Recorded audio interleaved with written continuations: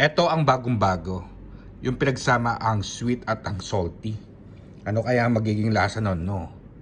Good morning mga katalapya. Kumusta na po kayo? Ano na pong balita sa inyo? Sana nasa magandang kondisyon at nasa mood kayo na manood ditong aking vlog. Basta bigyan mo lang ng magandang smile at magandang ngiti sa mga viewers mo na nanonood sa'yo, di ba? O yan po, ito po ang magandang ngiti ko para sa inyo. Hello mga madlang audience! Kumusta na po kayo mga katalapya? For today's video, ngayon, Thursday. Nako, araw ng Huwebes. At last day of the week na ngayon.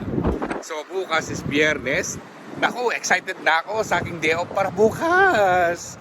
Para nasa ganun ay makapagpahinga na naman ang yung host. Kung ang trabaho naman ang pag-uusapan natin, ay nako, ang yung host ay pagod na pagod dahil maraming ginawang paninda sa kanyang pinagtatrabahuhan. But anyhow, malapit na rin itong matapos ang aming pagsasakripisyo. Kung ang panahon ng pag-uusapan guys, medyo may kainitan lang ng konti okay lang yun, at least vitamin yun sa balat, nakakatulong yun. Kaya ano pag ginagawa mo, hali kayo, samahan ninyo ako maglakad patungo sa aking pinagtatrabahuhan. Kaya eto po guys, masaya po ako dahil malapit nang matapos ang kanilang fasting of the month. Mga ilang araw na lang. Nako, matatapos na rin ang pagsasakripisyo namin ng isang buwan. Biruin nyo yun, no? Anyway, okay lang yun. Wala naman nagtatrabaho na hindi napapagod, di ba? Wala naman libreng trabaho na walang sahod. Kahit na napagod ka sa trabaho at binigay mo ang iyong best, may kapalit naman yan. At meron tayong holiday na makukuha dito pagkatapos ng kanilang fasting of the month.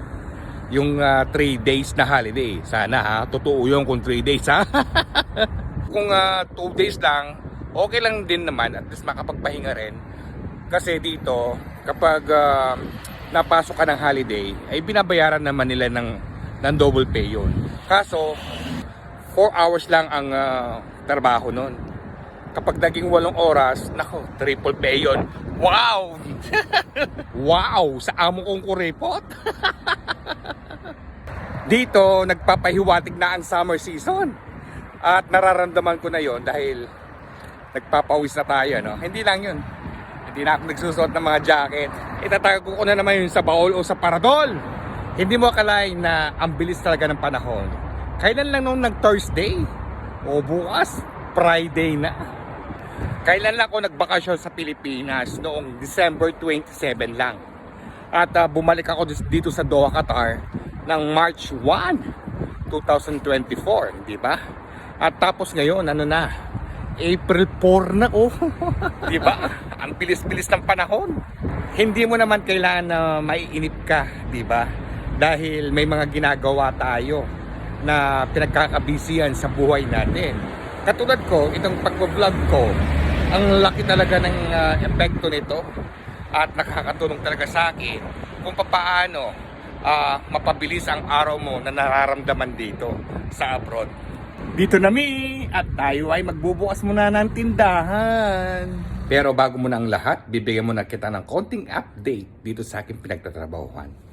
Gustong-gusto ko nga i-vlog kung ano ang nilalaman nitong tindahan na pinagtatrabahuhan ko. Kaso, minsan nag-aalala ako baka mahagip ko yung mga bagay na hindi pwedeng ikuhanan ng video. Like yung mga logo, yan. Talaga si Lolo Mets, matinik siya sa mga ganyan. Kaya iniiwasan ko na lang, ina-avoid ko na lang kung ano yung mahagip ng aking camera. Ito guys, bago sa aking paningin, meron daw tong peanut butter na may simsim, sesame. At hindi lang ito, yung meron siyang nuts na hazelnuts. Ang nito, parang siya parang lasang Oreo. Tapos ito ang tawag nila dito parang marzipan, di ba? Nakaka-amaze ang itsura. Ito yung mga sinasabi ko sa inyo na may iba't ibang kulay ang mga yan.